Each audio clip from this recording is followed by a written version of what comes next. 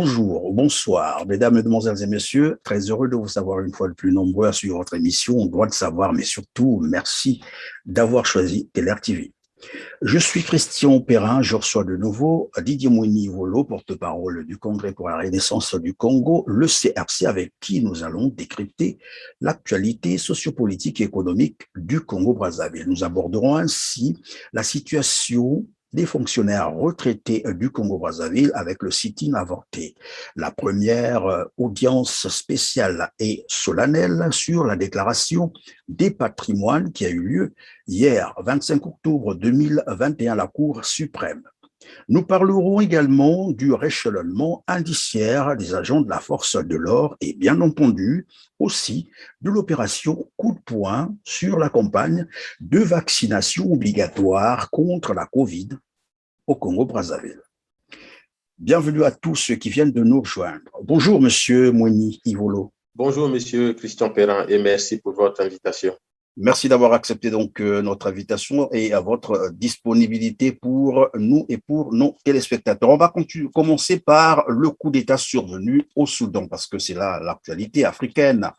Les militaires reprennent le dessus au Soudan au détriment, bien entendu, de la révolution populaire. Vous êtes du CRC, le Congrès pour la Renaissance du Congo, qui prône également l'insurrection populaire. Quel commentaire faites-vous? D'abord, je présente mes regrets au peuple soudanais qui, il y a quelques années, ont fait cette révolution pour chercher quand même un des plus grands dictateurs qui restait encore au monde au pouvoir, Omar el-Béchir, qui cumulait plus de 30 ans de pouvoir avec les conséquences humaines que nous connaissons tous. Le peuple soudanais s'est armé de courage pour chasser ce dictateur du pouvoir et instaurer une vraie démocratie. C'est vrai que nous étions encore au début de la démocratie soudanaise et nous savons que construire une nation, ce n'est pas facile, c'est très, très, très difficile. Mais il y avait de l'espoir. Mais dans le même temps, quand on voit ce coup d'État, on ne peut que être habité par des gros regrets. Et vraiment, je suis triste pour les Soudanais et pour les Africains.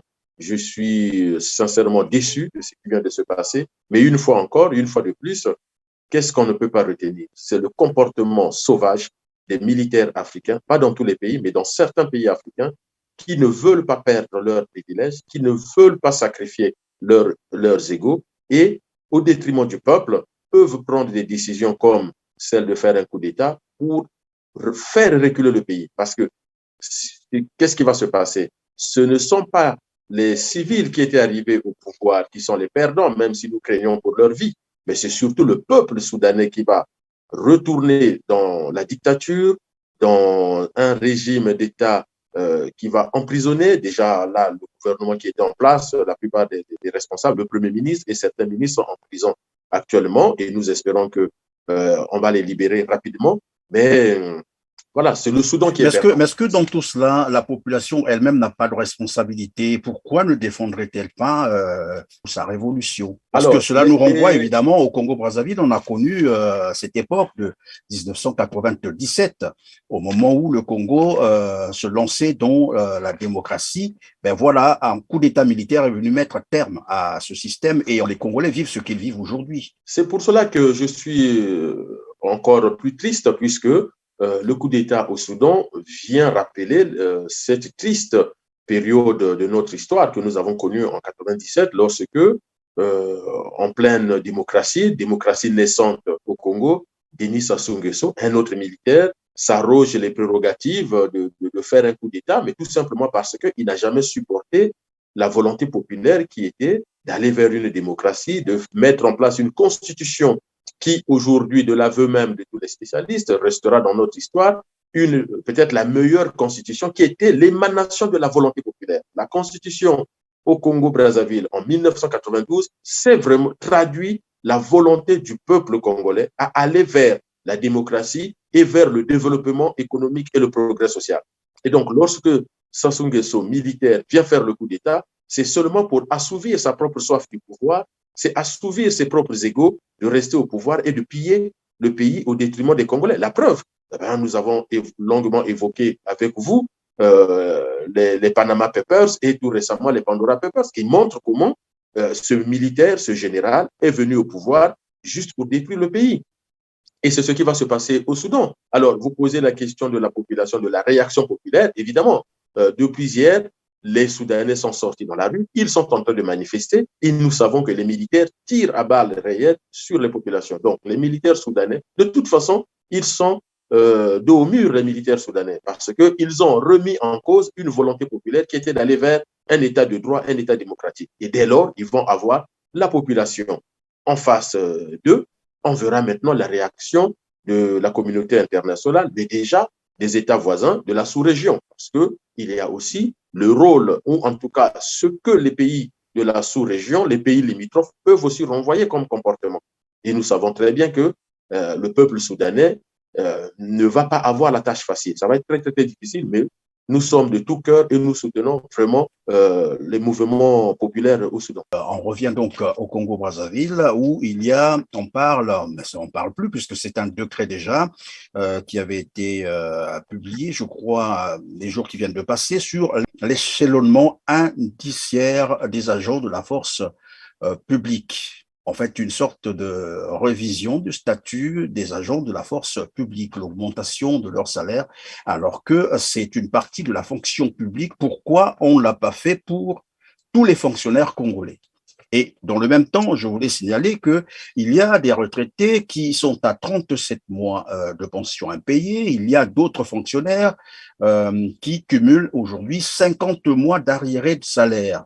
Dans le même temps, on décide d'augmenter les salaires des militaires, seulement des militaires, ou de la force de l'ordre. Alors, plusieurs analyses pour comprendre ces changements de grille de salaire que des militaires et non pas de tous les fonctionnaires, tout en sachant que au Congo, la fonction publique, c'est à la fois les militaires, les policiers, les gendarmes, mais ça, c'est la force coercitive du pouvoir. Mais la fonction publique, c'est surtout les médecins, hein, qui nous soignent, c'est surtout les enseignants, tous ceux qui tiennent l'administration, puisque un État sans administration ne peut pas fonctionner. Et donc, je pense qu'il y a ce ministre que tout le monde connaît maintenant mieux, le Thierry Mongala, qui est le chargé de la communication, doit peut-être faire preuve de pédagogie pour expliquer aux Congolais pourquoi on fait le choix d'augmenter les salaires que des militaires et non pas de tous les fonctionnaires. C'est comme si le pouvoir est en train de hiérarchiser les Congolais. Il y a les bons Congolais donc, qui sont des militaires, qui sont dans l'armée. D'où même ce fantasme, hein, si vous voulez être président au Congo, il faut être militaire. Donc, on va les hiérarchiser, on va leur donner des gros salaires, des salaires qui ne seraient justifiés par aucun argument. Puisque quel est l'argument aujourd'hui? Si nous prenons un argument qui justifie souvent les augmentations de salaire dans le monde entier, qui est le pouvoir d'achat, et donc le médecin n'a pas besoin de pouvoir d'achat, même un chômeur a besoin d'un pouvoir d'achat, il a besoin de vivre. Et donc, qu'est-ce qui justifie cela? Alors, mon analyse, c'est que le pouvoir est acculé par les Pandora Papers et tout ce que nous apprenons sur le plan international en termes de biens mal acquis. Hein, vous avez la famille du président, les enfants du président qui sont en procès aux États-Unis, en France. On vient d'apprendre par les médias que plus d'une dizaine de comptes bancaires appartenant à la famille du président ont été gelés en Espagne, valeur totale 28 millions d'euros. Vous imaginez, M. Perrin. Et donc, aujourd'hui, les Congolais sont en train de demander à la force publique de réagir parce qu'on ne peut pas accepter qu'un pouvoir soit dans un tel comportement de criminalité financière, de criminalité politique, et vous avez à côté la justice et la police, la gendarmerie et l'armée qui ne réagissent pas. Et donc, pour les corrompre, on appelle ça en sciences politiques la corruption politique. Donc, on est encore là dans la justification d'un État corrompu. C'est l'État qui corrompt ses propres agents pour que ces agents ne puissent pas appliquer ce pourquoi ils ont été recrutés. La justice congolaise devrait enquêter sur les Pandora Papers. Le procureur devrait convoquer tous ceux qui ont été cités. Mais pour les corrompre, évidemment, on va augmenter les salaires pour les dissuader. Les militaires, pareil. Si les militaires pensent que les Congolais souffrent, il faut que nous puissions prendre nos responsabilités et donc nous puissions réagir, eh bien, ils auront peur parce qu'ils sont tellement gâtés par le pouvoir, ils ont des salaires mirobolants qui ne seraient justifiés par le pouvoir d'achat des Congolais, puisque à côté, qu'est-ce qu'on voit, M. Perrin? Un professeur à l'université gagne à peu près 300 000 francs CFA. Un médecin est autour de 250 000, 300 000 francs CFA, alors qu'ils ont des diplômes de niveau 1, comme on le dit, des doctorats. Alors que le militaire à côté, excusez-moi, au nom de quoi le professeur d'université ou le médecin va gagner 250 à 300 000 francs CFA, et à côté, un analphabète comme Nyangamboala, bombardé général, va gagner plus d'1 million de francs CFA. Vous voyez bien, donc l'État, en tout cas le pouvoir au Congo, est en train de corrompre ceux qui sont censés faire leur job, c'est-à-dire mettre fin à ce pouvoir-là. La seule solution qui nous reste, et le CRC n'a cessé de le rappeler, et je le rappelle encore aujourd'hui en tant que porte-parole du CRC, la révolution du fleuve, c'est la seule solution pour que les choses changent au Congo. Nous voyons bien que même certains secteurs qui devraient réagir, comme l'armée, comme la police, comme la gendarmerie, parce que les Congolais souffrent, sont en train de se laisser corrompre par le pouvoir.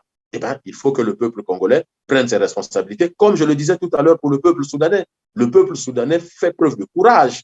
L'armée soudanaise n'est pas moins que l'armée congolaise. C'est une armée redoutable. Le Soudan va bénéficier certainement du soutien des pays limitrophes, puisqu'on sait qu'autour du Soudan, ce sont des autocraties, ce ne sont pas des démocraties. Et donc, les Congolais devraient aussi s'inspirer du courage du peuple soudanais, du courage du peuple burkinabé, du peuple tunisien hier, qui ont fait le choix de chasser des dictateurs, même s'il y avait des dangers par rapport à leurs forces militaires, policières et autres. On décrète l'augmentation des salaires des agents de la force de l'ordre. Il y a à côté les mesures du Fonds monétaire international qui exigeait à Brazzaville de reviser, de revoir à la baisse la masse salariale. N'est-ce pas là un paradoxe? Vous posez une question très intéressante, M. Perrin, mais je vous invite à refaire le voyage vers le passé. Depuis les années 80, Sassou vit dans des paradoxes. Sassou, c'est le paradoxe des paradoxes que personne ne comprend. Vous avez raison. Le FMI, de toute façon, les mesures du FMI sont des mesures essentiellement macroéconomiques, c'est-à-dire que ce sont des mesures qui vont évaluer la capacité d'un État à gérer son budget et à ne pas faire n'importe quoi.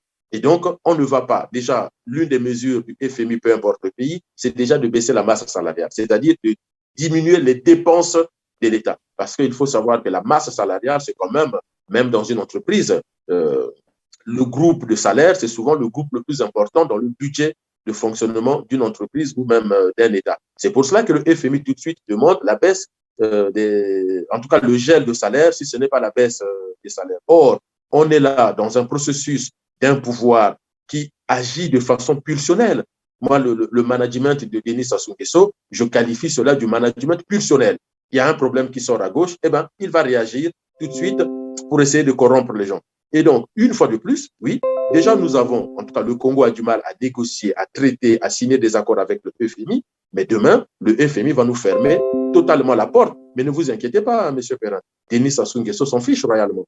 Denis Sassou Nguesso va chercher le FMI juste pour embrouiller, si je peux me permettre ce mot, juste pour embrouiller les Congolais en disant, voilà, nous sommes à la recherche des solutions. Comment pouvez-vous comprendre que le même Denis Sassou Nguesso, d'un côté, déclare que le Congo réalise des excédents budgétaires de l'ordre de 300 à 500 milliards de francs CFA, mais à côté, le gouvernement travaille à un dossier avec le FMI où le Congo va intégrer les pays pauvres très endettés. C'est paradoxal. Soit, voilà, si vous avez des excédents budgétaires, comment voulez-vous solliciter le FMI dans le cadre du programme PPTE? Donc, Denis Sassou Nguesso, c'est une sorte de paradoxe. Et vous ne pouvez jamais le saisir parce que même les mathématiciens ne sauront résoudre ce paradoxe. Et donc, demain, oui, les Congolais vont encore souffrir parce qu'il est en train de creuser encore les budgets de l'État en augmentant les salaires des militaires, mais pour une seule raison, les endormir, les empêcher de réagir. Mais non, si les militaires ont un peu d'éthique et un peu de déontologie, ils doivent comprendre qu'aujourd'hui, l'armée congolaise n'a qu'une seule mission, arrêter le massacre. Et arrêter le massacre, c'est-à-dire arrêter celui qui est à la tête des voyous qui sont en train de tuer le Congo, Denis Sassou Nguesso, et puis, pourquoi pas toute sa clique. Et voilà, on reste donc sur ce même volet d'augmentation des salaires des agents de la force de l'ordre. Hier, 25 octobre 2021, devrait avoir un sitting, en fait, des fonctionnaires retraités devant la primature. Mais je crois que c'est un événement qui a dû avorter pour des raisons que nous ne connaissons pas encore. C'est ce paradoxe aussi que je voulais qu'on comprenne. On a de l'argent, probablement, puisqu'on a déjà décrété, on va augmenter les salaires des agents de la force de l'ordre. De l'autre côté, nous avons les retraités qui croupissent, mais vraiment dans la misère, dans la souffrance, qui accumulent aujourd'hui 37 mois de pension impayée. Quelle analyse faites-vous? C'est malheureux pour nos grands-parents et nos parents qui ont travaillé, qui ont servi la nation, qui ont servi l'État, qui ont cotisé, surtout qui ont cotisé, et de se voir aujourd'hui refuser leurs droits, c'est-à-dire la pension de retraité. Et dans le même temps, on augmente, comme vous dites, le salaire des militaires. C'est pour cela que j'ai parlé de la corruption politique. Parce que s'il y a l'argent, il y a l'argent pour tout le monde, pas pour une caste, pour des privilégiés, pour des enfants gâtés. Et s'il n'y a pas d'argent, eh bien, il n'y en a pas pour tout le monde. Et on peut comprendre que un gouvernement soit en difficulté par rapport à la question des salaires ou des pensions, mais ça doit être pour tout le monde et non pas seulement pour une catégorie bien déterminée. Maintenant, vous avez parlé de ce fameux sitting à la primature. Qui a d'ailleurs avorté. On ne sait même pas pour quelle raison. Alors, selon les informations en notre possession, et d'ailleurs c'est ce que j'ai lu un peu dans la presse aussi, c'est que le gouvernement qui, notamment M. Firmin Aïssa, si je ne me trompe pas, qui a négocié avec les syndicats des retraités, accepte que le gouvernement paye un mois de salaire, c'est-à-dire le mois de décembre, et le mois de novembre serait en négociation. Alors, vous dites, nous avons accumulé au Congo 37 mois de pension impayée. Alors, ma question à M. Firmin Aïssa, il s'engage à payer quel mois de décembre? Parce que dans 37 mois, on a 3 mois de décembre. Alors, c'est lequel? Et je me souviens d'une vidéo dans laquelle les retraités disaient, pour nous embrouiller, on ne nous dit même pas lequel des mois on nous paye. Et là, dans ce que M. Aïssa et le Premier ministre viennent de signer avec les responsables syndicaux avec lesquels ils ont négocié, évidemment, on retrouve cette embrouille. On dit on va payer le mois de décembre, mais dans 37 mois, ça fait 3 ans. 3 ans, ça fait 3 mois de décembre. Alors, c'est lequel qu'on paye? Le mois de novembre aussi, c'est lequel? Parce que dans un bulletin de salaire, il faut préciser le mois pour lequel on est en train de verser un salaire. On voit même la médiocrité à la fois des responsables syndicaux et des membres du gouvernement. Mais sincèrement, alors souvent, je suis critiqué, on me dit, mais vous tenez des propos durs vis-à-vis des responsables politiques du pouvoir, de l'opposition, les responsables syndicaux. Mais parce que moi, ces gens me donnent l'impression, des gens qui n'ont jamais été à l'école, la négociation sociale, le dialogue social. Mais ça peut être un sujet d'examen dans une école de management qui forme les cadres en management. Et les ministres sont censés connaître ces choses-là. Les responsables syndicaux doivent connaître ces choses-là. Et comment peuvent-ils signer des papiers dans lesquels les pauvres retraités ne savent même pas de quel mois de décembre il s'agit et quel mois de novembre nous sommes en train de négocier? Mais le pire, c'est qu'un ménage, les familles en économie, on les appelle les ménages. Mais un ménage a des charges incompressibles. Parce que lorsqu'on fait 37 mois sans être payé, que ce soit les salaires ou les pensions, mais est-ce que les loyers, est-ce que le gouvernement a pris un moratoire sur les loyers? Est-ce que le gouvernement a dit aux propriétaires des maisons, des appartements, des studios et autres que puisque je cumule 37 mois d'arriérés des pensions non versées aux retraités, eh bien, les charges des loyers seront supportées par l'État. Normalement, l'électricité, l'eau, le loyer, l'électricité, pareil. Et surtout, mais toutes les charges incompressibles, c'est l'État qui prend en charge parce que c'est lui qui est responsable de ce retard. Et s'il y a des pénalités, s'il y a des sanctions, eh bien, les sanctions seront supportées par l'État. Et l'État doit mettre aussi en place une couverture santé universelle pour les retraités, de sorte que, puisque l'État ne leur verse pas les pensions pour qu'ils se prennent en charge, eh bien, l'État prend en charge leur santé et la santé de leurs femmes, de leurs maris, de leurs enfants, en tout cas du ménage. Et on peut comme ça aller loin, même pour les questions alimentaires. Si le retraité n'a pas sa pension pour acheter à manger, eh bien, il faut que l'État mette en place des banques alimentaires pour venir en aide. Au lieu de ça, on va augmenter les salaires des militaires pour les corrompre et les empêcher d'agir. Ça, c'est vraiment regrettable. Et puis, je pointe une fois de plus, et je l'avais déjà fait sur Teler TV, mais je pointe encore aujourd'hui la responsabilité des responsables syndicaux qui négocient de façon médiocre avec le gouvernement. Est-ce que quand quelqu'un vous doit 37 mois de dette d'argent, vous acceptez le versement d'un mois et hypothétiquement d'un deuxième mois? Alors, on parle de 3 mois, mais d'accord, même si c'est 3 mois, mais il y a quand même 34 mois qui restent. Qu'est-ce qu'on en fait? Il n'y a même pas d'échelonnement pour la trentaine de mois qui restent. Mais une fois de plus, je demande quand même aux adhérents de ces syndicats, une fois de plus, de demander des comptes à M. Kimwala, à M. Mbele, à M. Makita. Tous ces syndicats doivent quand même rendre des comptes sur la manière dont ils négocient avec le pouvoir. C'est pour cela que nous, au niveau du CRC, nous parlons de la corruption des responsables syndicaux. S'ils ne sont pas corrompus, mais qu'ils viennent expliquer aux Congolais comment ils négocient avec médiocrité. Parce qu'il n'y a pas d'autre mot pour justifier le comportement des responsables syndicaux, sinon c'est de la corruption ou de la médiocrité. S'ils sont médiocres, il faut les chasser. Et s'ils sont corrompus, il faut toujours les chasser de leurs responsabilités. Parce que ce n'est pas normal. Évidemment, on parle donc du paiement d'un mois et vous avez dit le second mois, il est en négociation. Mais est-ce qu'on peut parler finalement d'un génocide? Parce que le génocide, c'est aussi vouloir exterminer une catégorie de la classe sociale. Et ici, on voit bien que les retraités sont délaissés à eux-mêmes. Avant de répondre à cette question, puisque vous avez déjà mentionné la souffrance, la misère que vivent les retraités, qui ne savent plus quel est le mois qu'on leur paye, je vais proposer donc à nos téléspectateurs cet extrait de vidéo pour les mettre, bien sûr, dans le bain. Suivez. Nous sommes en misérables. Ceux qui dirigent sont des Congolais. Ils dirigent qui? Les Congolais. Ils font souffrir qui? Les Congolais. On ne peut pas développer. Ils le savent eux-mêmes. Je vous en prie que s'il fallait doser ça par... si c'était la fièvre, on fait passer le thermomètre, non?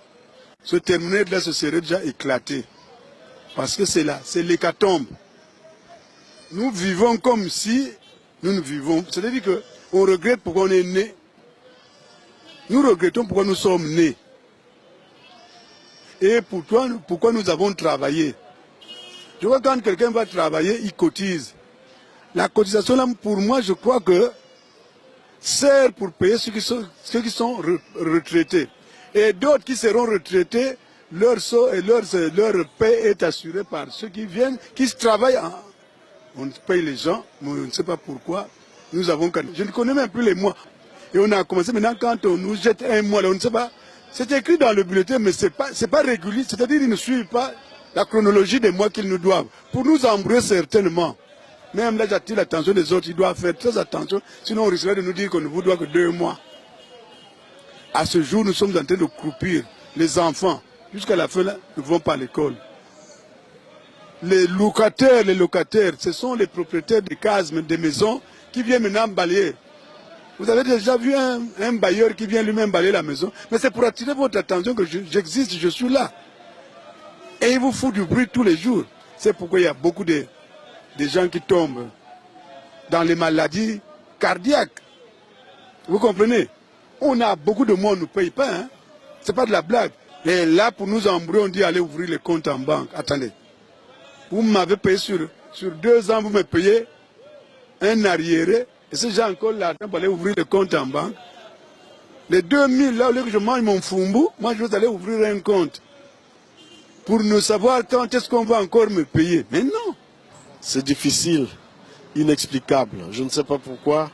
Alors que pendant que nous étions en exercice, nous avons régulièrement cotisé. Et en fin de compte, on ne sait pas ce qui se passe. Seul le gouvernement ou les gouvernements peuvent nous expliquer ce qui se passe. Vraiment, nous n'arrivons pas à comprendre qu'est-ce qui fait qu'on ne puisse pas payer les retraités. En même temps qu'on paye les fonctionnaires actifs, et ces mêmes fonctionnaires cotisent. Il y a une ponction qui se fait à la base, mais en contrepartie, les retraités, eux, ils ne sont pas payés. On se demande bien pourquoi. Donc, il n'y a que le gouvernement pour expliquer ce qui se passe. Vraiment, nous vivons la galère, c'est difficile. Il y a des gens qui meurent même par stress, parce qu'ils n'ont pas eu leur argent, ils ont cotisé. Bon, vous imaginez des gens qui partent de loin de l'intérieur du pays pour venir percevoir la pension ou même suivre. Le fisc, le dossier, c'est difficile. Rien que pour faire le dossier, ça coûte de l'argent. Mais comment voulez-vous quelqu'un puisse avoir de l'argent pour faire le dossier s'il n'en a pas déjà? Alors, donc c'est difficile, c'est difficile. On est martyrisé. Hein? On est martyrisé.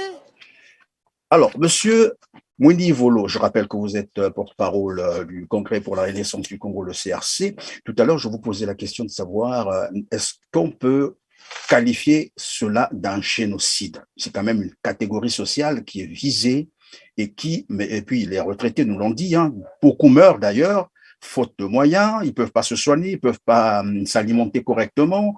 D'autres vivent le stress 24 heures sur 24 parce qu'il faut trouver les moyens financiers pour faire face au loyer. Vous l'avez dit tout à l'heure, vous avez parlé même de l'électricité, en fait de toutes ces charges-là. Et beaucoup meurent comme ça. Est-ce qu'on peut parler d'un génocide?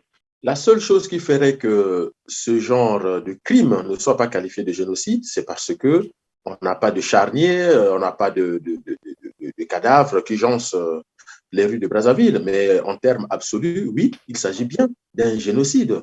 Et déjà, mais le génocide, il est déjà un génocide financier au niveau du Congo. Et quand on laisse les gens mourir tel que ça se passe au Congo, même si on ne retient pas le qualificatif de génocide, mais c'est quand même une non-assistance à personne en danger.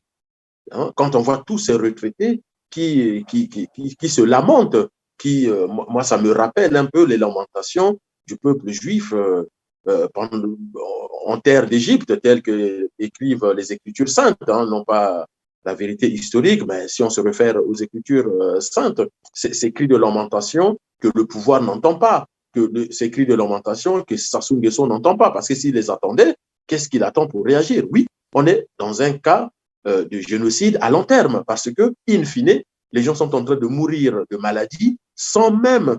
Vous savez, c'est ça qui rend triste dans la situation du Congo.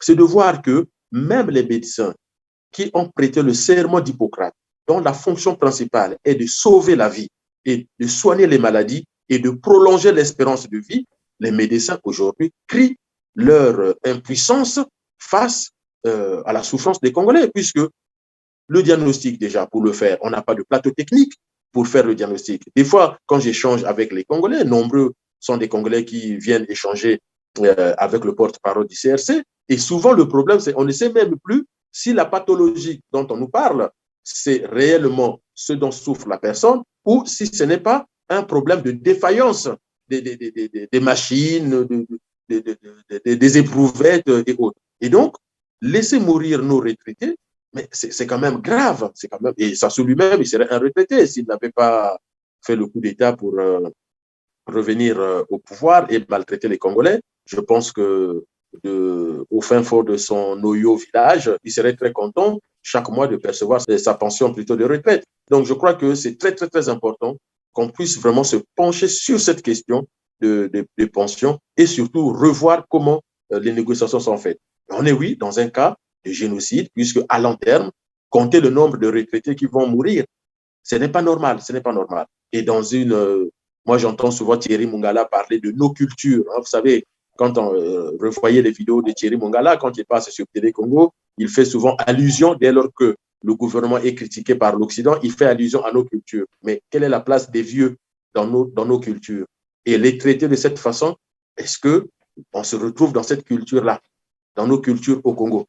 C'est ça qui me rend vraiment triste quand je regarde toutes ces vidéos de ces retraités. Alors, ils sont donc à 37 mois de pension impayée. Tout à l'heure, vous avez évoqué un aspect très important. L'État, normalement, devait prendre charge, par exemple, de leurs soins, de leur loyer et de l'électricité, de l'eau, vous avez dit, mais encore que l'eau soit disponible, puisqu'aujourd'hui, au Congo, c'est le réel souci des Congolais. L'eau potable n'est pratiquement pas disponible au robinet. Et il y a un phénomène qui a fait évidemment apparition dans Brazzaville, sinon dans les grandes agglomérations, c'est le phénomène des forages, c'est-à-dire l'eau du forage qui est devenu le nouveau business dans les grandes agglomérations Congo-Brazzaville. Est-ce qu'on peut parler de la démission de l'État dans ce domaine qui a l'obligation, bien entendu, de fournir ces denrées tout à fait vitales? Vous êtes bien gentil, Monsieur Perrin, en parlant de la faillite de l'État. Moi, je me pose plutôt la question, est-ce qu'il y a un État au Congo?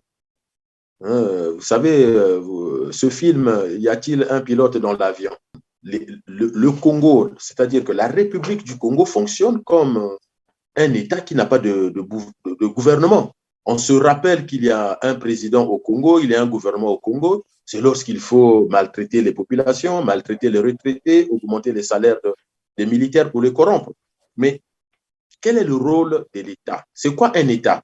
Très vite, en quelques secondes, il faut se rappeler que entre la Sangha et le Kwilu, avant la colonisation, nous ne sommes pas sur le même territoire. Entre le Kwilu et même le Poul, ou encore le département ou la région du Niari, on n'est pas sur le même territoire administratif. Alors, j'ai entendu, je le dis en passant, certains parler de l'État du Sud-Congo. Le Sud n'a jamais constitué une composante homogène. Non, non. Sinon, il faut qu'on me dise, entre le Poul, la Bouenza, le Niari, la Lekomo et le Kwilu, qui était à la tête de cette entité politique? C'était qui? Le Mani-Congo, le Luango ou encore le Makoko? Donc, ça n'a jamais existé. C'est la colonisation, en tout cas, les conquêtes coloniales ont fait qu'on s'est retrouvé à un moment donné de notre histoire avec 342 000 kilomètres carrés. Le chef des Bapounou ne s'appelait pas Yomi ou encore Sassou. Tout comme les chefs de Mboshi Kouyou ne s'appelaient pas Mabika ou encore Tchichele. Et les chefs de Lari, ce n'était pas Ngabatsoko ou encore Onyangé. Mais dès lors que la colonisation nous a réunis sur un même territoire, et nous l'avons accepté comme tel, en tout cas nos ancêtres, nos aînés l'ont accepté comme tel, comme une entité politique et administrative, eh bien, il faut qu'on se pose la question, dès lors qu'on dote cette entité d'un appareil qu'on appelle État, c'est quoi sa fonction? En quoi l'État est différent d'une entreprise privée? Mais parce que l'État, c'est le lieu d'expression et de protection des intérêts collectifs. C'est-à-dire l'État n'agit que dans le sens de la collectivité. Dès lors qu'une pratique n'apporte pas de bénéfice à la collectivité, l'État ne mettra pas ça en place. Si une pratique menace une grande partie de la population, l'État doit stopper cette pratique. L'État, c'est le lieu de protection des intérêts de la population, de la collectivité. Et dès lors qu'un État commence à protéger les intérêts individuels, parce que j'ai entendu un grand général au Congo dire que nous, ce qui nous préoccupe, c'est l'avenir d'Mboshi, en réalité, ce monsieur doit être arrêté et licencié de l'armée. Il ne peut pas être militaire parce qu'il vient de déchirer la Constitution en disant cela. Tous ceux qui ont été dans cette histoire, il vient de déchirer la Constitution, il vient de déchirer le pacte social et le pacte républicain. Donc, dès lors que l'État est là pour les intérêts collectifs, au nom de quoi ce sont les individus qui vont faire du forage, alors qu'une des missions de l'État, c'est de donner de l'eau potable à tout le monde. Ça y va de notre santé, hein, ça y va de notre santé, ça y va du bien-être des Congolais, ça y va de la vie des gens. Et ça y va aussi de la protection de l'environnement. Alors, semble-t-il que le monsieur, c'est le grand protecteur du fond bleu. Bon, verra. Mais là, déjà, c'est une menace. Menace pourquoi, monsieur Perrin? À quel moment les Congolais savent que les nappes phréatiques, du fait qu'il y a eu de l'inondation, du fait que les toilettes, puisque nous avons encore nos toilettes traditionnelles, du fait des inondations et tout est parti et ça s'est retrouvé dans les nappes phréatiques. Attention, demandez aux spécialistes, les nappes phréatiques peuvent être polluées. Donc, les nappes phréatiques donnent de l'eau potable, c'est vrai. C'est quoi la conséquence déjà c'est quoi la conséquence quand les nappes phréatiques sont polluées? Mais on n'arrive pas à traiter les problèmes de diarrhée. Pourquoi les Congolais ont des diarrhées tout le temps? Pourquoi les Congolais ont la fièvre typhoïde tout le temps? Les petites maladies que nous avons au quotidien au Congo, ce sont des maladies qui sont dues à la saleté de nos villes. Hein, pour dire très clairement les mots que tout le monde peut comprendre au Congo, c'est la saleté. C'est-à-dire qu'il y a de plus en plus d'inondations à Pointe-Noire et à Brazzaville. Et donc, quand les inondations arrivent, ça détruit la ville. Il y a ce qu'on appelle l'écoulement, les éboulements de versants. Il y a des cimetières qui sont On le sait Tout à tous, fait, il y a des oui. cimetières qui Et sont ça détruits. remonte Et donc, toute la tous, saleté à la surface. tous ces corps en état de putréfaction, tous ces corps qui sont en train de décomposition, cette eau, quand ça descend dans le sol, oui, ça peut polluer les nappes phréatiques. Et c'est pour cela que dans des États, dans des pays sérieux, on dit aux populations, on dit même aux paysans de ne plus puiser dans les nappes phréatiques le temps que l'eau puisse reprendre sa propriété.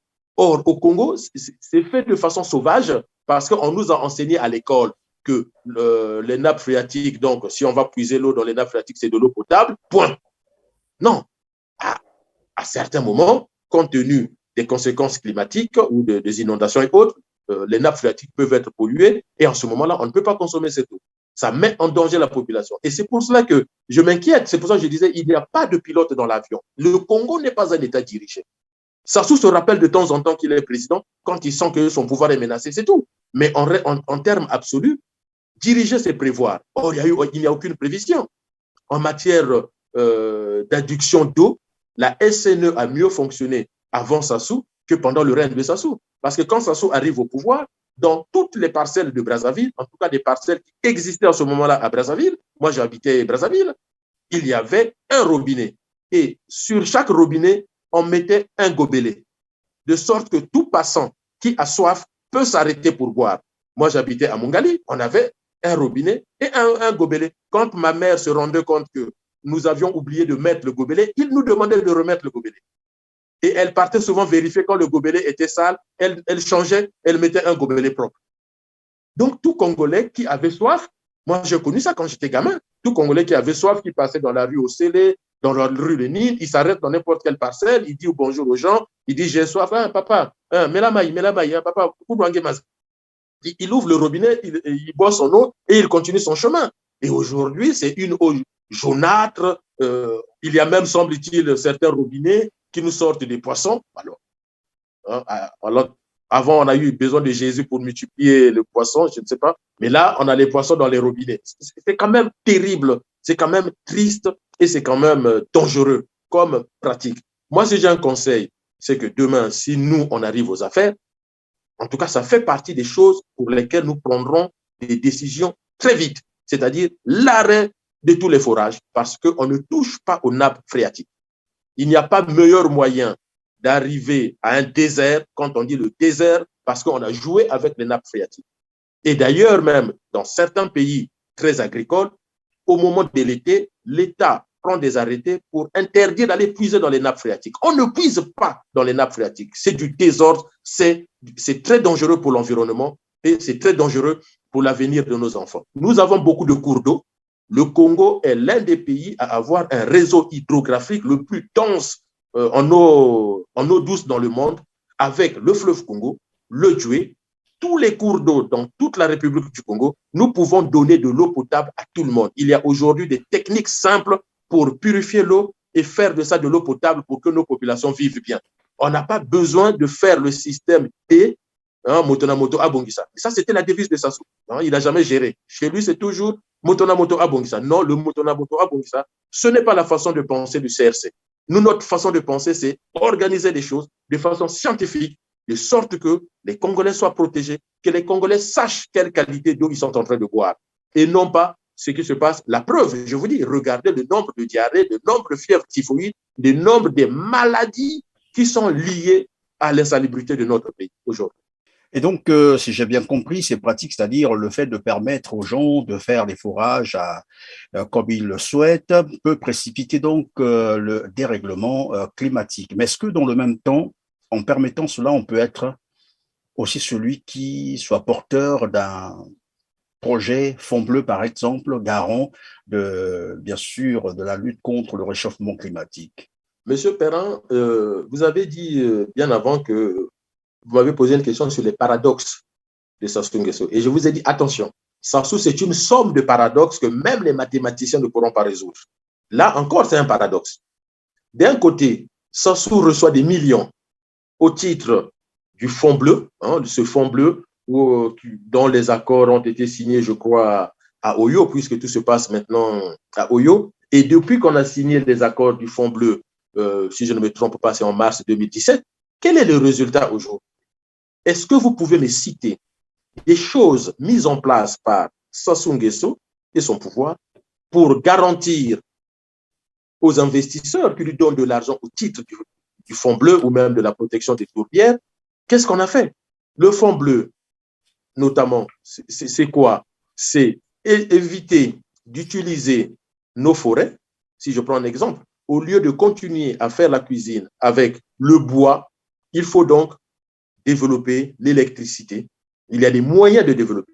Et donc, le Congo reçoit de l'argent pour cela. C'est-à-dire qu'il faut se démarquer de la destruction de la nature. Or, d'un côté, il prône le fonds bleu, et d'ailleurs, il va certainement venir à Glasgow dans quelques jours pour la COP 26. Donc, ils viendront encore prêcher la bonne parole. Mais lui, c'est un vrai prêtre de la colonisation. Faites ce que je vous demande de faire, mais ne faites pas ce que je fais. Fermez les yeux pendant que, je n'ose même pas dire la suite, les Congolais comprendront, et à la fin, le peuple congolais dit Amen. C'est ça le paradoxe de Sassou Nguesso. Si réellement il est le champion du fonds bleu et de la protection des tourbières, pourquoi on traîne encore dans la construction de barrages de Sounda? Pourquoi le barrage du Djoué, on ne peut pas relancer de façon efficiente et de façon effective ses activités? Pourquoi le barrage de Mokokulu? Rien que le barrage de Mokokulu, tout le sud du Congo peut être, on peut donner l'électricité à tout le monde. Il va créer des micro-centrales électriques fonctionnant avec du mazout, alors que nous-mêmes, on n'en produit pas. Vous voyez comment il est paradoxal. Nous, notre pétrole brut, il est totalement exporté. La raffinerie de Pointe-Noire ne fonctionne pas, alors que c'est une des meilleures raffineries qu'on avait construites à l'époque. Et on importe encore du gazole. Et il va construire des centrales qui fonctionnent avec du gazole que nous n'avons pas. Alors même qu'on peut faire de l'éolien. On a beaucoup de vent au Congo, donc on peut faire de l'éolien. Le temps d'ensoleillement du Congo, il est assez important. Nous ne sommes pas dans une zone tempérée où pendant l'hiver, on n'a pas de soleil. Même pendant la saison sèche, il y a le soleil au Congo. Nous avons le soleil au Congo les 12 mois de l'année. Donc, les panneaux solaires, c'est quelque chose qui peut marcher chez nous. Sans compter, comment on appelle ça, toutes les solutions qu'on peut avoir. Donc, nous avons tout ce qu'il faut. Nous avons tous les avantages pour protéger l'environnement. Mais le seul défaut, c'est que la communauté internationale fait confiance à un assassin de la nature, puisque le comportement de Sassou, qui ne veut pas changer la vie des ménages, donner l'électricité à nos familles, à nos ménages, c'est prolonger la vie. C'est leur donner les meilleures conditions de subsistance. Pourquoi les autres pays gagnent en espérance de vie? Mais c'est parce que dans ces pays-là, ils ont de l'eau potable et ils ont de l'électricité. L'électricité, ce n'est pas un luxe. L'électricité, c'est améliorer les conditions de vie des populations. L'électricité, c'est diminuer le banditisme, la criminalité. Dans une ville comme New York, si on arrête l'électricité en une nuit, je ne vous décris pas les dégâts. Donc, l'électricité, c'est aussi un moyen de lutter contre la criminalité, mais aussi ça dégage du temps pour que nos mères, nos pères, tous ceux qui vivent au quotidien au Congo puissent avoir le temps de faire autre chose. Je vous donne un exemple simple. Vous devez laver vos habits. Vous avez de l'électricité, donc vous aurez une machine à laver. Donc, vous n'êtes plus là à passer de temps à frotter vos habits au bord du Djoué ou au bord de la Léfini ou de je ne sais pas de quelle rivière. Vous mettez dans la machine, ça vous dégage du temps de faire autre chose. C'est la machine qui s'occupe des habits. Vous voulez faire votre cuisine, vous avez aujourd'hui, il y a des marmites automatiques. Vous chronométrez le temps, le riz, le reste, et puis vous occupez de vos enfants, vous passez du temps avec vos enfants.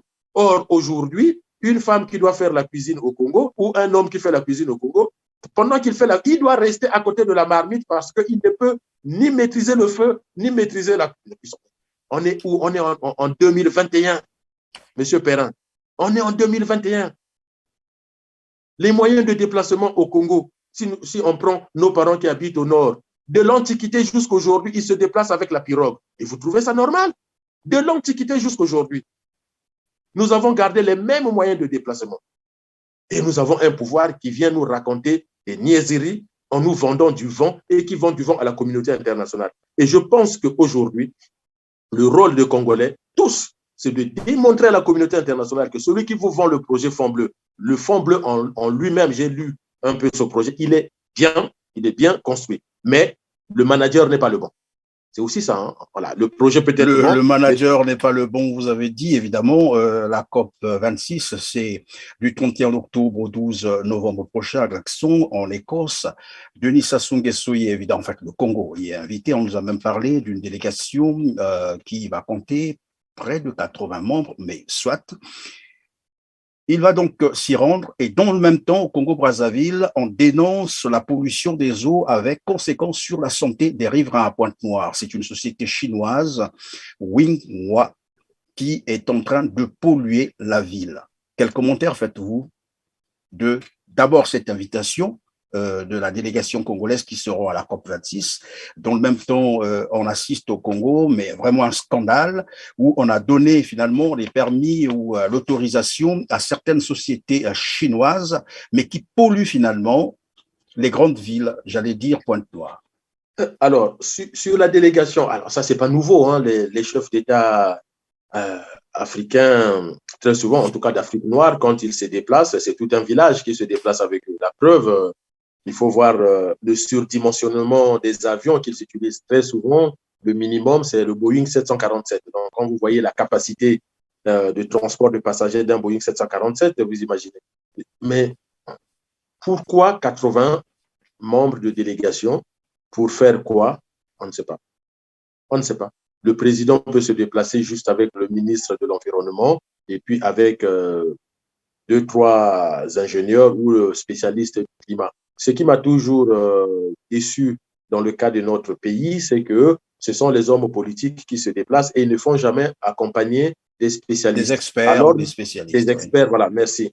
Alors même que lorsqu'ils arrivent là-bas, ils vont se retrouver avec les gouvernements occidentaux généralement qui viennent avec leurs experts et nous, on n'arrive pas à suivre le débat. Pour vous donner un exemple, lorsque le Premier ministre Makosso est arrivé ici avec Christelle Denis Sassou Nguesso et des autres ministres, mais ils ont eu en face d'eux des techniciens, au point où ils n'ont même pas su répondre aux questions quand ils ont dit oui, mais venez investir au Congo, on vous entend. Ben, les autres ont posé des questions nettes, claires et précises, et ils ont été incapables. Et c'est pour cela que depuis qu'ils sont rentrés, aucune entreprise n'est venue à la suite, parce qu'ils ont fait preuve d'une médiocrité maladive. Donc là aussi, c'est pareil. Sassou Nguesso, bon, lui qui est le père de tous ces mondes-là, puisque le ministre de la Justice a souvent dit Sassou, c'est notre père. Bon, voilà. Donc, tel père, tel fils. Et on est dans la même répétition de la bêtise. Il se déplace avec 80 personnes, mais pour quel résultat? Au final, pour quel discours? Qu'est-ce qu'ils viennent chercher? Si ce n'est pas encore générer des dépenses à l'État, hein, des dépenses d'État, puisqu'ils se déplacent avec des liasses, avec des malles d'argent, c'est pour venir faire les courses, c'est pour venir s'acheter telle ou telle chose, c'est tout. Mais si ce n'est que pour la COP 26, Sassou présent ou pas, le Congo présent ou pas, on n'a pas besoin de lui pour la réussite de la COP 26. Il viendra encore vendre son projet du Fonds bleu et des tourbières, mais on connaît la chanson. Depuis qu'il a commencé ce projet du Fonds bleu et des tourbières, il faut quand même qu'il rende des comptes aujourd'hui. Il donne où est-ce qu'il en est. Ne serait-ce qu'à mi-parcours, qu'est-ce qui a été fait? Maintenant, pour la pollution à Pointe-Noire, j'ai vu cette vidéo et j'ai vu les réactions des populations. La première, je reviens encore à la même histoire. Est-ce que le Congo est dirigé? Parce que vous me posez la question en tant que porte-parole du CRC. Je vais y répondre. Mais qui n'a pas vu cette vidéo? Le ministre du Pétrole? Le procureur de Pointe-Noire? La police de Pointe-Noire? Le gouvernement, qui n'a pas vu? Je vais probablement vous arrêter à un instant et vous allez continuer à répondre, mais comme toujours pour fixer nos téléspectateurs, parce qu'il y a ceux peut-être qui n'ont pas vu cette vidéo, sinon ce reportage de TV5, voici, nous vous le proposons et on va continuer notre entretien bien après. Suivez. À Caillot, à la vue des traces sur la route principale, on peut deviner que ce village n'est pas toujours aussi calme. Ce camion, et des milliers d'autres depuis 2 ans, sert au transport d'hydrocarbures venant du gisement voisin. Près de 200 millions de barils de pétrole seraient à sortir du sous-sol des environs. C'est l'endroit où vit Jean, une petite maison devant la route, et sur le sol il aperçoit très souvent, comme ce matin, des traces bien connues, celles du pétrole de l'entreprise Winghua. Nous souffrons vraiment à cause de Winghua. Regarde ce qu'ils nous mettent dans la rue. Tout ceci, dès qu'il pleut, ça descend jusque dans nos rivières. Et elles sont polluées. Et nous ne savons plus comment nous allons vivre dans ce village. Les enfants boivent de l'eau de la rivière, comment allons-nous faire? On va tous être malades. À quelques kilomètres de là, c'est la rivière Sabi, une source d'eau pour les 5 villages alentours. Un point de rencontre aussi pour les populations. Les enfants sont toujours là, mais l'ambiance de la rivière a bien changé. Cette eau, si tu te laves avec, attends-toi à avoir des démangeaisons sur tout le corps et la gale. Si tu n'es pas propre, on dira même que tu as le sida. Et pourtant, depuis notre enfance, on se lavait avec cette eau. C'est seulement depuis l'arrivée des entreprises pétrolières que tout a changé. Et on souffre maintenant. La malédiction du pétrole a touché cette région au nord de Pointe-Noire. Nous n'avons pas pu entrer dans le site de production, ni obtenir d'interview auprès des dirigeants de l'entreprise. Mais nous avons reçu des vidéos. Un homme à l'intérieur du site, un lanceur d'alerte. Il nous montre les fuites de pétrole. Regardez comment est-ce que la zone est devenue polluée. Ça descend comme ça. Et ça va en bas là-bas. Et là-bas, il y a l'eau. Il y a une rivière là-bas. Puis tous les dégâts sur la zone. Regardez comment l'eau là, vous voyez la couleur de l'eau là, ça veut dire que c'est la couleur de l'eau. Je sais que vous avez vu le bout de sable. Regardez comment l'eau est noire là. Ça sort de là-bas. Donc quand ça ruisselle là-bas, ça vient jusqu'ici. C'est pas normal. Ces vidéos, Destin Gavet, un homme politique d'opposition, les regarde avec tristesse. Il connaît bien Wingwa. Il a travaillé pour la compagnie pendant 1 an et demi comme chef de production. Les conditions de travail, le matériel utilisé, c'est un matériel digne du XVe siècle. Cette compagnie ne respecte aucune norme en matière de législation des hydrocarbures. Cette compagnie est hors la loi. Dans un pays sérieux, cette compagnie, on devait leur retirer ce permis. Parce que sur le plan environnemental, c'est de la catastrophe. Wingwa est associé aujourd'hui à la Société nationale des pétroles du Congo. Les Chinois détiennent 85% du gisement de Bangakayo. Les autorités du pays n'ont pas voulu répondre à nos questions pour l'instant. Quant aux habitants, personne ne veut vraiment les écouter. Quand on parle aux Chinois, ils disent d'appeler le président. Il n'y a que lui qui peut leur parler. Mais nous, comment allons-nous faire pour parler à l'État ? Si on manifeste et qu'on ferme les routes ou qu'on bloque les camions, on sait tous que la compagnie, c'est une société pétrolière et que le Congo dépend du pétrole. Alors l'État va nous envoyer des militaires. On va souffrir ici. C'est pour ça qu'on se maîtrise. Et pourtant, les ouvriers de la compagnie vont bientôt se lever. Pour dénoncer les conditions de travail, un appel à la grève générale a été lancé pour la semaine prochaine.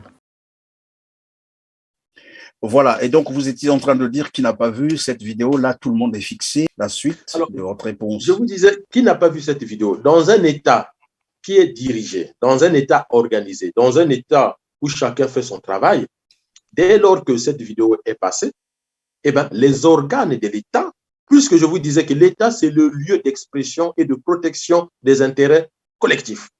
Là, il s'agit d'un problème de la santé. Quand vous avez des camions qui traversent des villages et vous voyez que ce monsieur qui montre des galettes de pétrole à même le sol, mais ça pose un problème de santé publique. Donc, le ministre de la Santé est concerné. Ça pose un problème environnemental. Donc, la nièce du président Arlette Nono Soudan, mais elle est concernée. Mais je ne parle même pas de la police qui doit tout de suite réagir, sécuriser les lieux.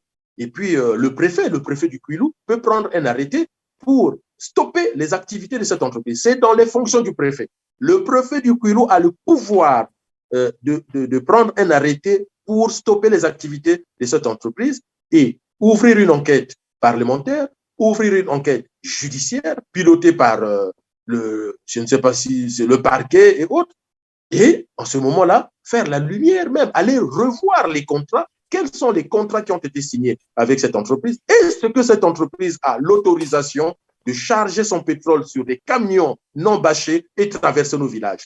Mais on se moque de qui, M. Perrin? On sacrifie la vie de qui? De nos populations? Et lorsqu'il pleut, eh bien, toutes ces galettes de pétrole sont rejetées vers les cours d'eau et on revient encore, puisque tout est lié. Ce qui est en haut est comme ce qui est en bas. Tout est lié dans un pays. Eh bien, on revient à la question des nappes phréatiques, M. Perrin. Qui nous dit que, à Pointe-Noire, qui peut nous prouver aujourd'hui que ces rivières qui sont polluées, mais cette eau, c'est cette eau qui va alimenter par des processus que les scientifiques connaissent bien, c'est cette eau qui va alimenter les nappes phréatiques. Alors, qui peut nous justifier s'il n'y a pas des molécules? Je ne dis pas les traces. Voir les traces à l'œil nu, c'est une chose, mais l'existence des molécules de tel ou tel produit dans une substance, ce n'est pas forcément visible à l'œil nu. Donc, on peut avoir dans les nappes phréatiques des molécules de pétrole. Et lorsque les gens vont forer, ils vont donc avaler des molécules de pétrole qui vont donc les rendre malades et ils vont arriver à l'hôpital. Oh non, on ne sait pas de quoi il est mort. Mais c'est ça le problème. C'est ça le problème. Et tout le monde regarde ça comme une vache qui regarde, qui voit passer le train et chacun se demande, mais tiens, qui est responsable? Mais la responsabilité revient à l'entreprise. Mais attention, vous avez au Congo des gens qui sont nommés à des postes pour protéger les Congolais. Le préfet du Kwilu doit faire son travail. Le commissaire de police de Kwilu doit faire son travail. Le président de la République doit faire son travail. Les différents ministres doivent faire leur travail. La justice doit faire son travail. Le travail de la justice, ce n'est pas seulement arrêter les pauvres retraités qui vont manifester pour leur pension qui ne sont pas payés alors que c'est un droit. Mais le rôle de la justice, c'est surtout d'arrêter ces voyous hommes d'affaires qui viennent polluer. Monsieur Perrin, je pose une question. La Norvège produit du pétrole. Est-ce que les cours d'eau en Norvège sont pollués? Donnez-moi le nom d'un pays, même pas le nom, en Arabie Saoudite, un des premiers producteurs du pétrole. Les rivières sont polluées? La Russie produit du pétrole, les États-Unis produisent du pétrole. Est-ce que les cours d'eau chez eux sont pollués? Est-ce qu'on voit les vidéos des gens qui se plaignent des galettes de pétrole rejetées par terre? Soit nous sommes un État souverain et indépendant et c'est à nous d'imposer les règles chez nous, soit n'importe quel petit patron qui vient d'ailleurs vient poser les lois chez nous. Alors, en quoi Denis Sassou Nguesso est le président du Congo? Mais de quel Congo? En quoi le préfet du Kwilu est préfet du Kwilu? Et les populations de ces villages doivent barricader toutes les voies. De toute façon, il n'y en a pas 36 000, il y a une seule voie empruntée par les camions. La première réaction que j'ai eue, c'est qu'il faut paralyser ces entreprises. Les populations doivent réagir. Puisque les responsables sont défaillants, incompétents, ignorants, corrompus, eh bien, le peuple doit réagir. C'est pour cela qu'au CRC, nous penchons pour la révolution, parce que c'est le seul moyen de pousser au changement. Il faut bloquer les routes, il suffit de mettre quelques bidons, les camions vont être obligés de s'arrêter et de demander aux chauffeurs de descendre, et on attend que les autorités réagissent. Parce que si vous ne posez pas des actes... Encore que ces autorités aient le pouvoir sur ces sociétés, mais on a l'impression que la Chine est en train de s'accaparer du Congo et plusieurs situations d'ailleurs le démontrent où elle est, disons, les Chinois ont mais vraiment un pouvoir absolu. Je vais peut-être décevoir de nombreux Congolais. Je vais vous dire, je voudrais rappeler, même si les gens ne seront pas contents, je vais rappeler une règle fondamentale en politique internationale, parce que je suis moi-même diplômé de politique internationale. Lorsque vous commencez les études de politique internationale, l'une des premières choses qu'on vous dit, c'est que l'État n'a pas d'amis, l'État n'a que des intérêts. Et chaque État défend ses intérêts puisque le système international est anarchique. Les Congolais peuvent vérifier sur Internet, que ce soit à la Sorbonne, à Harvard, dans n'importe quelle école de politique internationale, on nous enseigne le fait que le système international est anarchique. Le droit international, c'est un minimum pour réguler les relations entre les États.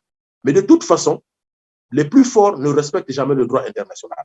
Et donc, si le Congo, si la Chine est en train de dévorer l'Afrique, c'est la faute aux Africains et non pas aux Chinois. Lorsque on pointe la responsabilité des Chinois, M. Perrin, c'est la morale. C'est la morale. Mais en politique internationale, oui, la Chine n'a pas tort d'arriver au Congo, de prendre les matières premières et de partir en Chine. C'est comme ça que fonctionnent tous les États. C'est comme la francophonie, quand la France-Afrique, quand on incrimine, oui, du point de vue de la morale, on peut dire ça. Mais vous prenez n'importe quel spécialiste de politique internationale ou de relations internationales, il vous dira, mais M. Perrin, vos responsables signent des contrats. C'est à eux d'être agressifs dans les négociations. Et donc, dans le cas d'espèce, c'est bien entendu le gouvernement congolais qui est blâmable. Il n'y a qu'un seul responsable, c'est le gouvernement congolais. Même le chauffeur, lui, fait son job. Le chauffeur, lui, fait son travail. On lui dit, amène la cargaison d'un point A à un point B. Il fait son travail, c'est ça son contrat.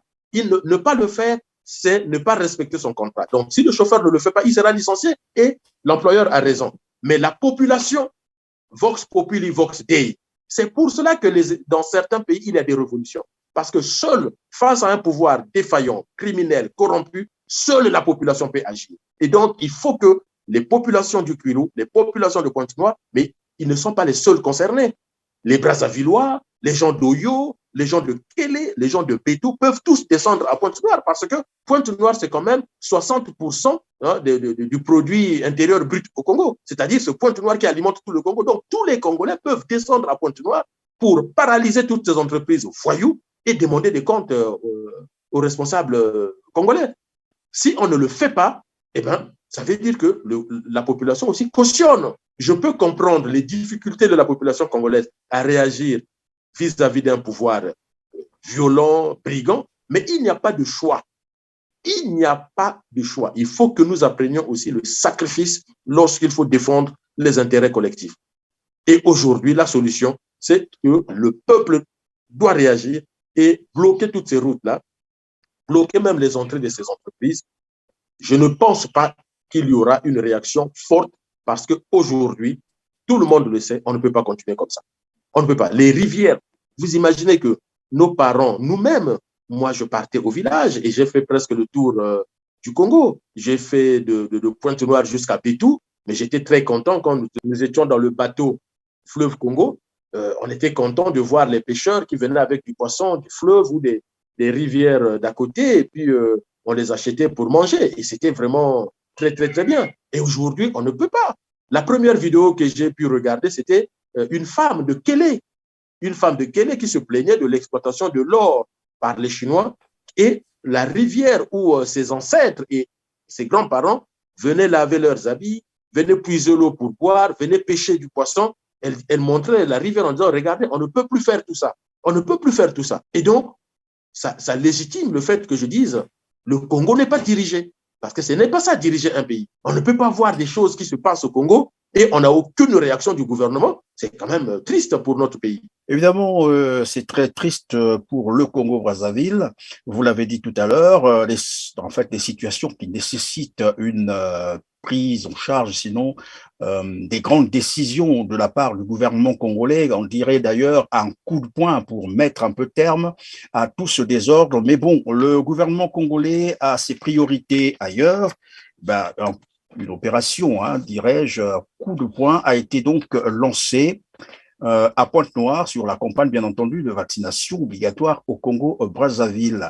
L'objectif étant, bien entendu, d'atteindre une couverture vaccinale de 30% de la population d'ici à décembre prochain et de 60% d'ici, disons, le premier semestre 2022. Alors, quelle réaction avez-vous suite à cette opération coup de poing qui aussi est d'intérêt de protéger, bien entendu, les Congolais, bien qu'on aurait souhaité que ce gouvernement commence par d'autres situations qui minent le Congo-Brazzaville? Alors, j'ai suivi le ministre, le porte-parole du gouvernement, le ministre de la Communication, Thierry Mungala, plusieurs fois, qui parle du pass vaccinal à partir de telle date, si on veut faire telle activité, si on veut aller à tel endroit. J'ai suivi aussi les chiffres que vous avez donnés.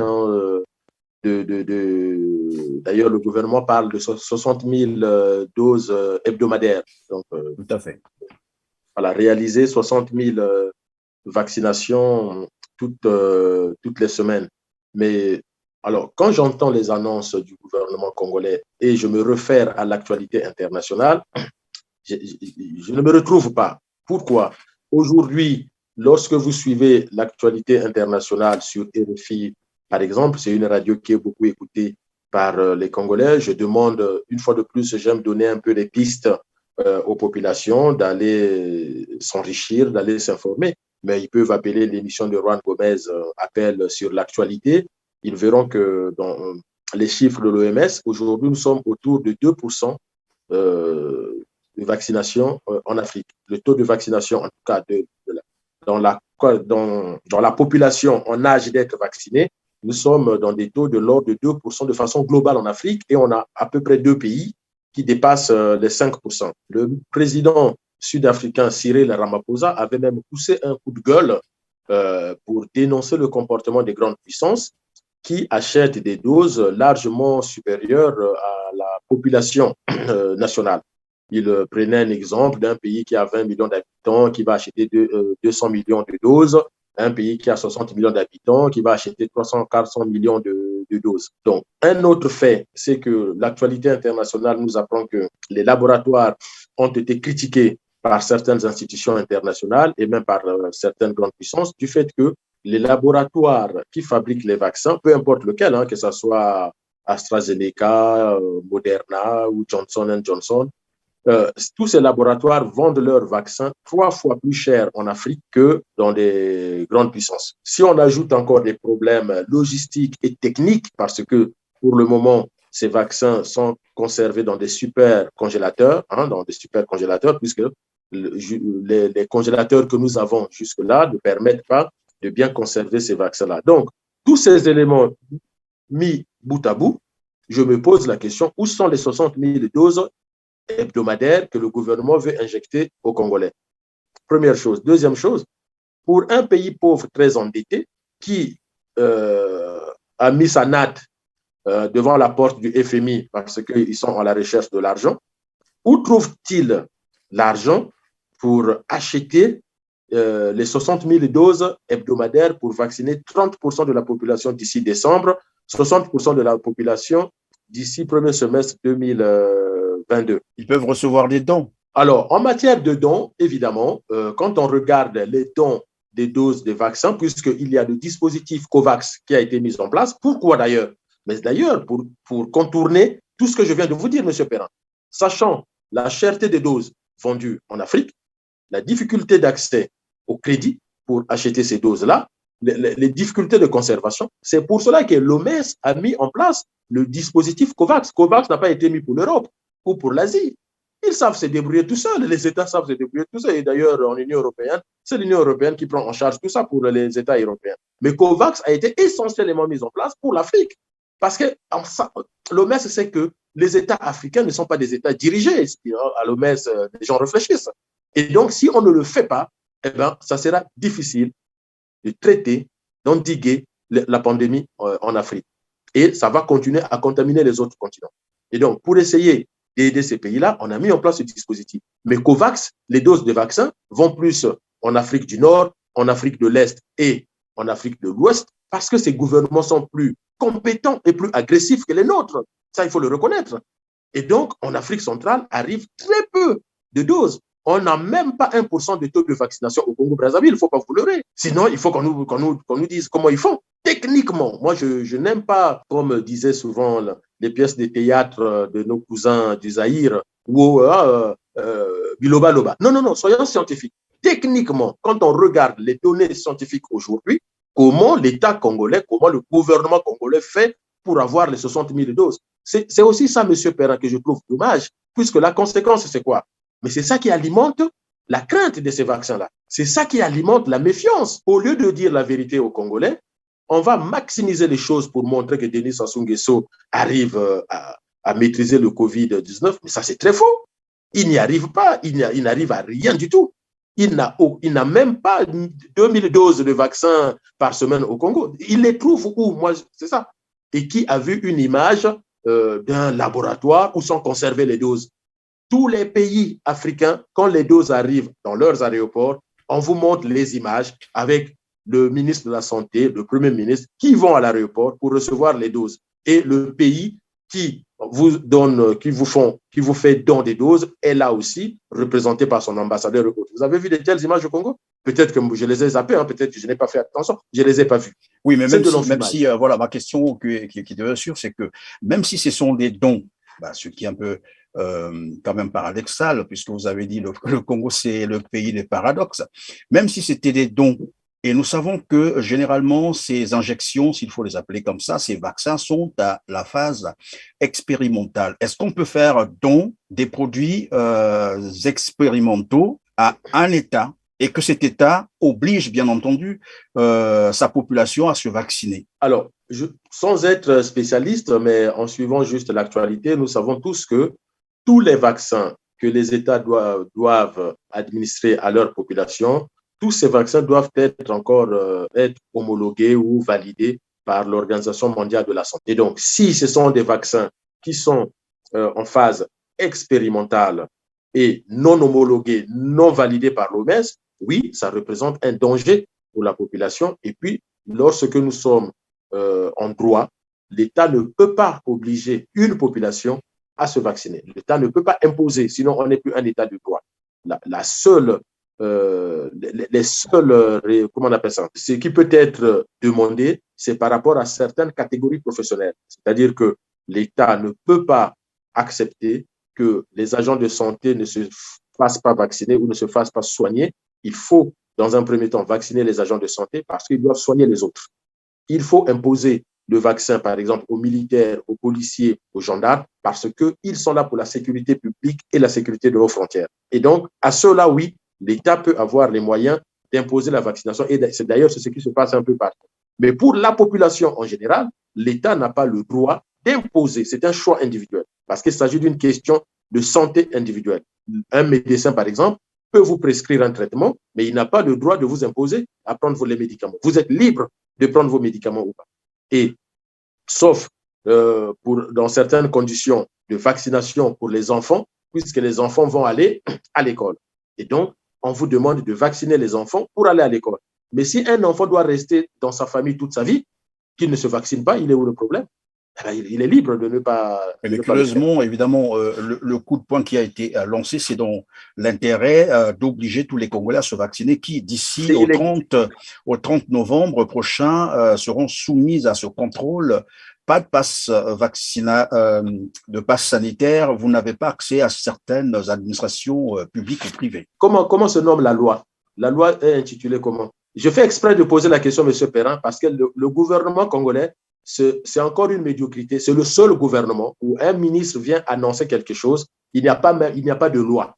Le ministre, le ministre n'est pas la loi. On est d'accord? Le ministre, ce n'est pas la loi. Thierry Mungala n'est pas la loi. Sassou Nguesso n'est pas la loi. Même s'il est le président de la République, s'il dit que nous allons imposer la vaccination aux Congolais, eh bien, il faut déjà, soit qu'il prenne une ordonnance, je ne sais pas si ça devrait suffire, mais il doit passer par le Parlement. C'est-à-dire que tout ce qu'ils disent, il faut que le Parlement vote une loi dans ce sens. Ou sinon, le gouvernement doit faire, comment on appelle ça, doit faire un projet de loi sur l'obligation vaccinale. Mais ce qui me gêne encore, et c'est ça qui nous met en porte-à-faux, surtout quand nous allons négocier avec nos partenaires internationaux, c'est qu'il n'y a aucune loi, mais le ministre dit à partir de lundi, allez, on va faire ça. Et tout le monde est d'accord. Mais au Congo, il y a quand même un département des sciences juridiques. Moi, j'ai des amis qui ont étudié le droit à Bayardel. Mais de temps en temps, moi, ce que j'aimerais, peu importe la dimension de la vie sociale dont il est question, mais que les spécialistes, mes parents congolais disent souvent Tinsamuna Bangacho. Et on en a ras-le-bol de voir n'importe quel un ministre comme des ministres qui ont fait 6 ans, 7 ans pour juste valider leur licence, qui viennent donner des leçons aux gens en dehors de tout cadre juridique, en dehors de tout cadre légal, et qui disent, voilà, à partir de telle date, si vous n'êtes pas vacciné, vous ne venez pas. D'accord, monsieur le ministre, mais c'est quelle loi qui le dit? Quelle est la loi? Parce que si demain, moi, je ne suis pas vacciné et que les policiers m'agressent, mais je porte plainte et les policiers vont m'apposer quelle loi? Parce que la police, quand il arrête quelqu'un, il dit au nom de la loi. Mais laquelle? Alors, Monsieur Moueni Volo, on peut désormais dire enfin la première audience dite spéciale et solennelle sur la déclaration des patrimoines. Elle a eu lieu hier, 25 octobre 2021, à la Cour suprême. Depuis que cette disposition existe dans la Constitution congolaise du 20 janvier 2002. Qu'en pensez-vous? Une fois de plus, je pense que c'est de l'enfumage.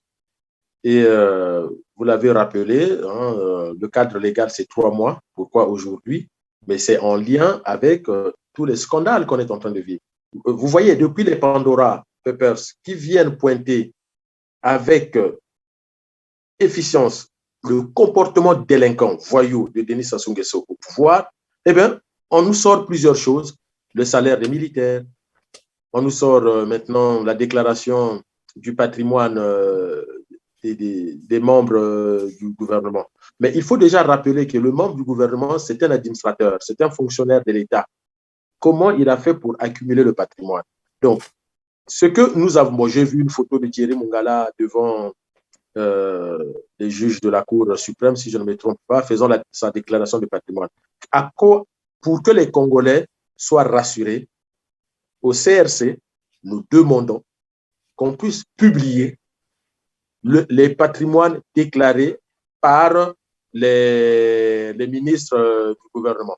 Je demande au nom du CRC que tous ces patrimoines soient déclarés, soient publiés officiellement. Pourquoi, M. Perrin? Quel est le sens d'aller faire une déclaration qui reste opaque? On ne sait pas qu'est-ce qu'il a déclaré.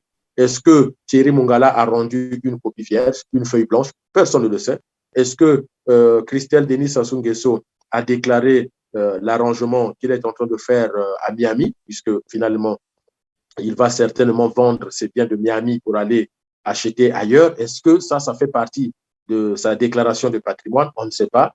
Est-ce qu'il déclare tous les biens saisis en France, les biens saisis en Espagne, les procès en cours au Canada, en Australie, un peu partout? Est-ce que tout ça, ça va être déclaré? Parce que nous, au CRC, nous sommes au courant, les Congolais sont au courant. Donc, il faut rendre public ce que chaque ministre a déclaré pour que nous puissions nous vérifier est-ce que ça correspond à ce que nous savons. Parce que, je vais vous dire, au niveau du CRC, qu'est-ce que nous allons faire? Nous allons repartir donc vers les sources des Panama Papers, les Pandora et autres, et nous allons isoler ce que disent ces journalistes sur ce qu'ils ont vu comme patrimoine de telle ou telle personne. Nous allons compléter donc la liste de ces patrimoines-là et renvoyer à la Cour suprême à Brazzaville.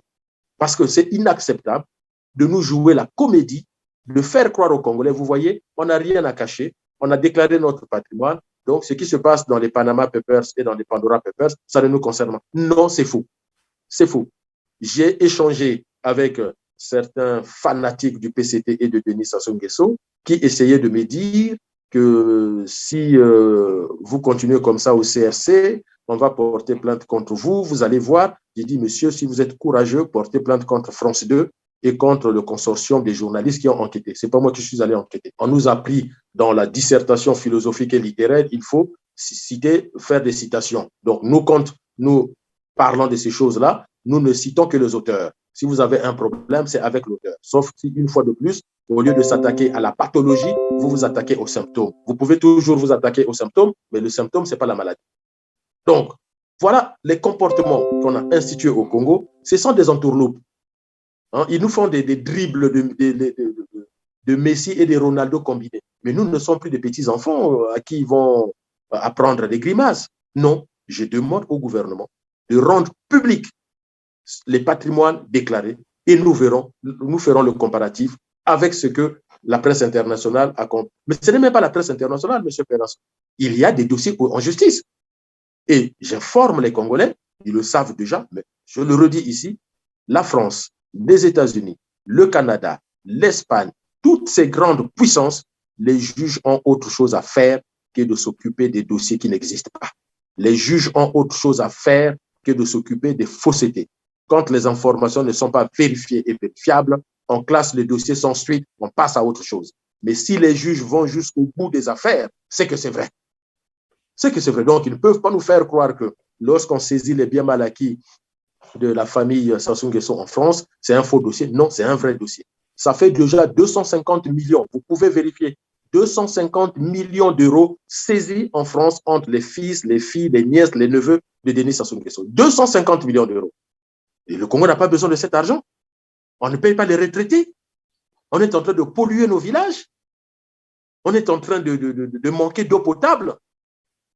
C'est pour ça que je vous dis que demain, si les Congolais écoutent ce que nous sommes en train de dire au CRC, qu'ils fassent la révolution, le Congo a l'argent pour se développer. La preuve, vous avez 250 millions d'euros qu'on vient de geler de la famille dirigeante. Vous avez 28 millions d'euros en Espagne, sans compter les maisons et ce qu'ils ont. 5 milliards de dollars dans les Panama Papers. Alors, quant aux Pandora Papers, vous imaginez 158 millions d'euros chaque année pendant 20 ans. C'est autant d'argent qui manque à la caisse de l'État.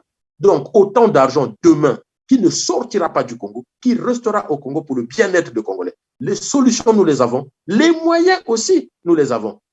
Les moyens qui aujourd'hui sont dilapidés par les dirigeants, mais les moyens que nous allons garder demain au Congo pour nous occuper véritablement des Congolais parce que nous avons l'amour de notre pays, l'amour de notre population. Évidemment, sur le même volet, je posais la question parce que si réellement la déclaration de patrimoine vise finalement la transparence dans la gestion des affaires publiques, on devrait normalement avoir accès à ces informations, comme vous l'avez dit. Et c'est hier seulement que je m'amusais à regarder un peu la déclaration de patrimoine du président français Emmanuel Macron. Et très facilement, j'y suis arrivé, j'ai lu tout ce qu'il avait déclaré. Alors, au Congo, on a l'impression que, comme vous l'avez dit tout à l'heure, un ministre pouvait aller présenter, évidemment, une feuille blanche, et puis, bon, on retenait ça comme déclaration de patrimoine. Est-ce que cela intègre également la justification de l'acquisition de ces biens déclarés? Parce qu'on peut bien déclarer son patrimoine, ses villas, ses, comment on appelle ça, ses entreprises, ses véhicules, mais est-ce que, pour autant, ses membres ont aussi expliqué ou justifié l'acquisition de ces biens? Mais ça, c'est maintenant, vous savez, ça, c'est maintenant au niveau de la justice. C'est-à-dire qu'une fois qu'ils ont déclaré leurs biens, il y a, alors je mets peut-être plus, mais il y a deux institutions qui peuvent tout de suite agir ou réagir. C'est d'abord le fisc congolais. Parce que lorsqu'ils déclarent leur patrimoine, les biens, tous les biens qu'ils ont, vous dites villa, mais même les voitures, même les bijoux. Attention, vous et moi, on a peut-être des montres qui coûtent 2500 francs CFA, mais lorsque vous avez des montres Rolex, une dizaine de montres Rolex d'une valeur de 3000 € la montre, ça devient un patrimoine. Encore qu'ils paient les impôts. D'où je parle du fisc. Certains font le choix de ne pas garder de l'argent, mais d'acheter des lingots d'or. Moi, je ne suis pas, sans être spécialiste de la bourse et autres, donc on peut, au lieu de garder son argent, si la valeur de l'or, voilà. Donc, les bijoux en or, en diamant, ça fait partie du patrimoine. On a parlé des maisons, des voitures, mais il y a beaucoup bien de choses. Et après, il faut donc aller justifier auprès de la justice, auprès déjà du fisc, mais aussi du tribunal, comment on a acquis ces biens-là. Comment, avec les revenus d'un fonctionnaire congolais, on peut s'acheter des villas, des appartements à la Trump Tower et autres. Je vais vous renvoyer, j'aime bien les retours historiques. Dans un numéro spécial de Denis Sassou Nguesso, avec des journalistes, je crois François Soudan, ou en tout cas un journaliste de Jeune Afrique, on lui pose la question sur les biens mal acquis au sujet d'un appartement acquis, je crois, à Paris. Je ne sais plus si c'est au Vésiné. Écoutez la réponse de Sassou Nguesso. Il dit, c'est un appartement que j'ai acheté dans les années 1970 lorsque j'étais fonctionnaire dans l'armée congolaise. Quelle est la déduction de cette réponse? Denis Sassou Nguesso est en train de dire aux Congolais que dans les années 1970, un officier congolais, 1970, Sassou n'est pas commandant, il n'est pas colonel, il est peut-être lieutenant. Donc, le salaire d'un lieutenant ou d'un capitaine en 1970 au Congo-Brazzaville pouvait lui permettre d'acheter un appartement dans l'un des quartiers les plus chers de France, le Vésiné. Vous imaginez? Peut-être qu'il ne s'est pas rendu compte de la gravité de sa réponse. Et c'est ce que je viens de vous dire, c'est ce que le juge a répondu aux avocats de Denis Sassou Nguesso, que son salaire ne lui permettait pas d'acheter cet appartement. Donc, voilà des gens qui sont en train de piller le Congo pour leur propre compte. On le sent, la population mourir de faim, mais c'est une haute trahison. Du point de vue constitutionnel, c'est la haute trahison. Et je rappelle encore l'armée, la police et la gendarmerie à leurs obligations. Ils ont dit qu'ils défendront la Constitution. Et nous avons un pouvoir qui passe son temps à violer la Constitution. Ils se rendent donc complices de ces faits-là. Et donc demain, tout le monde devra rendre les comptes. Les Congolais doivent demander des comptes à tout le monde. On ne peut pas accepter ça. On ne peut pas accepter. Et donc, il faut, oui, comme vous l'avez dit, qu'ils justifient l'origine des fonds. Je rappelle, le Congo est indépendant en 1960. Jusqu'en 1910, la France est encore dans les conquêtes coloniales au Congo. Ça veut dire quoi? Ça veut dire que jusqu'en 1910, aucun Congolais n'est businessman. En 1910, le grand-père de Kiki n'est pas un pétrolier. Donc, il faut qu'il nous explique d'où lui vient la titulature de Kiki le pétrolier. Mais même dans les années, disons, à l'époque de Mariam Ngouabi, c'est c'est le monoparti, c'est le marxiste-léninisme. On ne pouvait pas faire les affaires au Congo. C'était interdit. Mais le premier président businessman du Congo, c'est Denis Sassou Nguesso. C'est à partir de Denis Sassou Nguesso que les membres de sa famille, les membres de son clan, tous sont devenus des hommes d'affaires. Donc, il faut qu'ils expliquent. Peut-être qu'ils ont joué, vous savez, on a une loterie au Congo qu'on appelle Kogelo. Peut-être qu'ils ont gagné à Kogelo. Mais Kogelo est arrivé bien après, je crois, les années 1978-79. C'est bien après, c'est dans les années 80 que Kogelo est arrivé. Mais bien sûr. Donc, il faut qu'il nous explique comment tout. Mais vous savez, monsieur Perrin, lorsque on voit la situation des retraités, on revient là-dessus, la situation des Congolais aujourd'hui, et que vous apprenez que un certain Ebata, si je ne me trompe pas, est arrêté au Bourget avec 500 000 euros en espèces, disant que ce sont les factures payées par ses partenaires. Et pourquoi en espèces? Pourquoi en espèces si c'est les partenaires qui ont payé? Je ne vois pas les partenaires occidentaux payer les factures. Dans la gestion comptable des entreprises, on ne peut pas payer en espèces. Dans la gestion comptable des entreprises, au-delà d'une certaine somme, c'est forcément un virement, un chèque ou un prélèvement. On peut demander aux experts comptables. Je renvoie, et toutes ces entreprises ont des experts comptables. Aucun ne va valider le fait que tel partenaire a payé 10 000 euros en espèces, tel autre partenaire a payé 50 000 euros en espèces. En fait, quand ils disent ça aux douaniers français, quand ils disent ça aux juges français, ces juges, quand ils sortent de là, ils rentrent chez eux, ils disent à leurs femmes, leurs maris, leurs enfants que pauvre imbécile, il me prend pour qui? Il me prend pour un con? Et pauvre population. C'est ça. En fait, ça fait honte. Ça fait honte. Quand on arrive à ce niveau, M. Ebata reconnaît qu'il a mal agi, que le comportement n'est pas acceptable et il s'excuse. Faute avouée est à moitié pardonnée. Mais quand ils disent à la justice que en 70, j'ai acheté quand j'étais officier de l'armée, ce sont des factures payées par mes partenaires, mais c'est aussi ça qui renvoie que nous sommes dans des États voyous. Nous sommes dans des États voyous parce que on ne fait pas les choses correctement. C'est quand même bizarre parce que je me rappelle encore la petite chanson qu'on chantait lorsqu'on a chassé Joachim Yombi Obango qui avait tout volé de Ikea.